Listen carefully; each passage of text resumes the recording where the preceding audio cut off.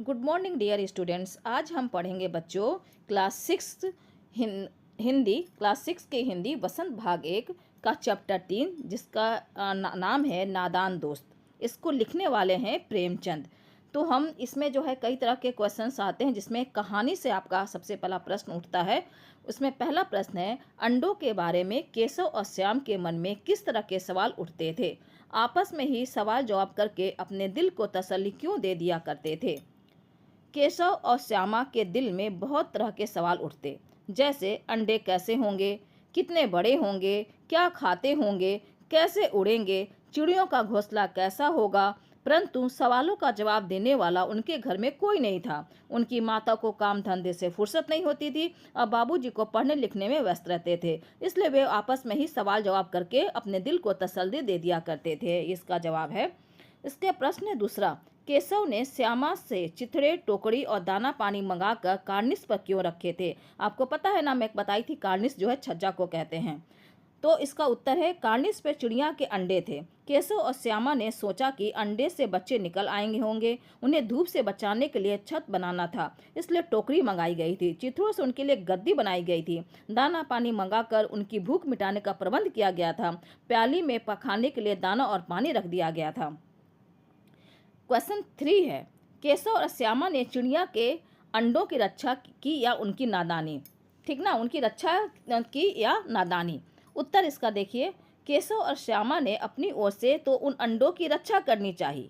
आप जान रहे ना कि वो तो अच्छा ही चाह रहे थे, बुरा नहीं चाह रहे थे, पर यह उनकी नादानी सिद्ध हुई। चिड़िया अपने अंडों की रक्षा क्यों कर सकती थी? बच्चे ने अंडों की रक्षा करने के प्रयास में उन्हें छू कर गंदा कर दिया। उन्हें मालूम नहीं था कि यदि वे अंडे को छू लेंगे तो चिड़िया उन्हें छोड़ देगी। वास्तव में वे उन अंडों की रक्षा करना चाहते थे, लेकिन नादानी में रक्षा में हत्या हो गई। अंडा फूट गया, वो ढकेल दी, क्योंकि जब वो किसी उन चिड़िया के अंडे को कोई छू देता है तो वह धक्का देके नीचे गिरा देती है, उनको वो पसंद नहीं है।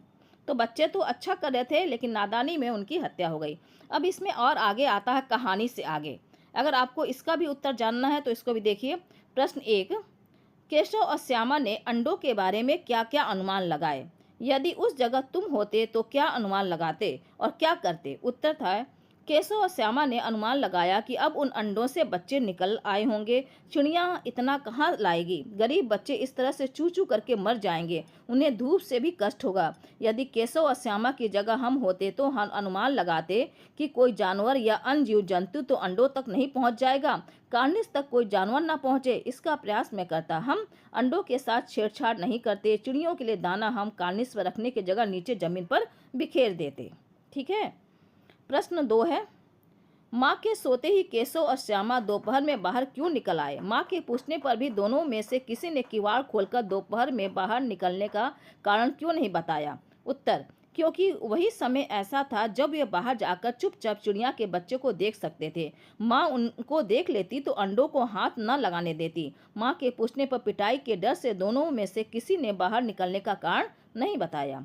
तीसरा प्रश्न है, प्रेमचंद जी इस कहानी का नाम नादान दोस्त रखा है, आप इसे क्या शीर्षक देना चाहेंगे? बच्चों, इस क्वेश्चन का आंसर बहुत तरह से हो सकता है। आपको भी लगता है कि इसका कुछ और आंसर होना चाहिए तो लिख लीजिएगा। वैसे हम इसका उत्तर हम लिख सकते हैं, रक्षा में हत्या, बच्चों की नादानी आदि ये शीर्षक हो सकता है, इस कहानी का नाम हो सकता है।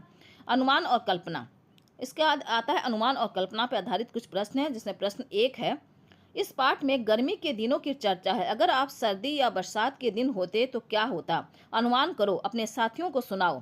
इसमें आपको अनुमान है, बच्चों को दिमाग जो है तेज करने के लिए अनुमान पे आपका प्रश्न लिया है। इसको आप अपने मन से कर सकते हैं, लेकिन मैं इसको आपको बता रही हूँ, इस आधार पे आप खुद अपने मन से लिख सकते हैं। तो इसका उत्तर है, अगर सर्दी के दिन होते तो केशव और श्यामा अंडों को ठंड से बचाने की व्यवस्था करते। उनकी माँ उन्हें सर्दी से बाहर निकलने के लिए डांटती। अगर बरसात का मौसम होता तो वे अंडों को पानी से बचाने के लिए चिंतित रहते। उस समय उन्हें पानी में बाहर निकलने के लिए माँ उन्हें डांट सुनानी पड़ती। ठीक है ना। बरसात होता तो क्या होता, जाड़ा होता तो क्या होता, ये सब आपको बता दिया गया। प्रश्न 2 है, पाठ पढ़कर मालूम करो कि दोनों चिड़िया वहाँ फिर क्यों नहीं दिखाई दी। वे वो कहाँ गई होंगी? इस पर अपने दोस्तों के साथ मिलकर बातचीत करो। तो उत्तर इसका देखिए, चिड़ियों के सारे अंडे फूट गए, इसलिए दोनों वहां से चली गईं और फिर कभी वापस नहीं आईं। वे दोनों वहां से किसी दूसरी सुरक्षित जगह पर गई होंगी, वहां घोंसला बनाया होगा और फिर समय आने पर अंडे दिए होंगे। प्रश्न 3 देखिए, केशव और श्यामा चिड़िया के अंडों को लेकर बहुत उत्सुक थे। क्या तुम्हें भी किसी नई चीज या बात को लेकर कौतूहल महसूस हुआ? कौतूहल मतलब उत्सुक होता है। इसका भी अर्थ कौतूहल का मतलब आपको जानने की इच्छा, जिज्ञासा, इस तरह का इसका अर्थ हुआ। ऐसे किसी अनुभव का वर्णन करो और बताओ कि ऐसे में तुम्हारे मन में क्या क्या सवाल उठे। इसका उत्तर आप इस तरह लिख सकते हैं, मुझे अपने घर में पैदा हुए बिल्ली के नवजात, यानी नवजात किसको कहते हैं? जो तुरंत पैदा होता है उसको कहते हैं नवजात। नवजात बच्चों के प्रति कौतूहल बना रहता था। एक बार मेरे घर के पिछले हिस्से में एक बिल्ली ने 3 बच्चे दिए थे। उन्हें देखकर मुझे बहुत कौतूहल हुआ। बिल्ली अपने बच्चों को मुंह में दबाकर एक स्थान से दूसरे स्थान पर ले जाती थी। उन्हें देखना मुझे बहुत अच्छा लगता था। मैं माँ से छुपकर कटोरी में दूध रख दी आया करती थी और कभी कभी अपने हिस्से की रोटी भी उन्हें खिला देती थी। मेरे मन में अक्सर यह सवाल उठता था कि बिल्ली अपने बच्चों को मुंह में दबाती है तो क्या उन्हें दर्द नहीं होता है? इस तरह का इसका आंसर होगा। फिर है भाषा की बात। इसमें आ जाता है आपका व्याकरण। प्रश्न 1 है, श्यामा माँ से बोली, मैंने आपकी बातचीत सुन ली है। ऊपर दिए उदाहरण में मैंने का प्रयोग श्यामा के लिए और आपकी का प्रयोग माँ के लिए हो रहा है। जब सर्वनाम का प्रयोग कहने वाले, सुनने वाले या किसी तीसरे के लिए हो तो उसे पुरुषवाचक सर्वनाम कहते हैं। नीचे दिए गए वाक्यों में तीनों प्रकार के पुरुषवाचक सर्वनाम नीचे दिए रेखा खींचो। उत्तर देखिए, एक दिन दीपू और यमुना तट पर बैठे शाम की ठंडी हवा का आनंद ले रहे थे। ठीक ना? तो तभी उन्होंने देखा, तो यहाँ उन्हों क्या आया? सर्वनाम आया। उन्होंने देखा एक लंबा आदमी लड़खड़ाता हुआ उनकी ओर चला आ रहा है। तो किसकी ओर? उनकी ओर। यहाँ भी एक सर्वनाम है, मैंने रेखा खींची है, देख लीजिए लाल रंग का। पास आकर उसने, यहाँ भी सर्वनाम है। बड़े दयनीय स्वर में कहा, मैं भूख से मरा जा रहा हूँ। यहाँ पर मैं भी बेटा, यहाँ मैं जो है ये भी सर्वनाम है। क्या आप मुझे आप खाने को दे सकते हैं? तो यहाँ आप और मुझे ये भी सर्वनाम है। ठीक है, तो ये आपका उत्तर है। इस पे आप लाइन खींच सकते हैं और अलग से निकाल के उसको लिख सकते हैं। प्रश्न 2 है, तगड़े बच्चे, मसालेदार सब्जी, बड़ा अंडा। ये 3 तरह के शब्द हैं, तगड़े बच्चे, मसालेदार सब्जी, बड़ा अंडा। यहाँ रेखांकित शब्द क्रमशः बच्चे, सब्जी और अंडे की विशेषता यानी गुण बता रहे हैं। क्या बता रहे हैं? बच्चे कैसे हैं? तगड़े। सब्जी कैसी है? मसालेदार। और अंडा कैसा है? बड़ा। तो जो भी बच्चे, सब्जी, अंडा, इनका कोई ना कोई विशेषता है। बच्चे कैसे हैं? तगड़े। सब्जी कैसी है? मसालेदार। अंडा कैसा है? बड़ा। तो ये इसकी विशेषता बता रहे हैं। ठीक ना? तो इसलिए विशेषणों को गुणवाचक विशेषण कहते हैं। ऐसे विशेषणों क्या कहते हैं? गुणवाचक। इसमें व्यक्ति या वस्तु के अच्छे या बुरे हर तरह के गुण आते हैं। आप 4 गुणवाचक विशेषण लिखो और उनके वाक्य बनाओ।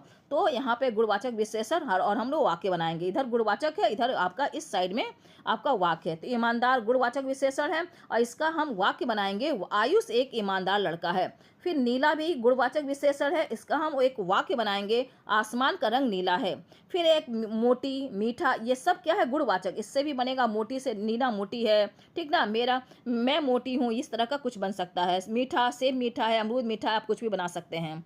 ठीक। प्रश्न 3 है, केशव ने झुंझला कर कहा।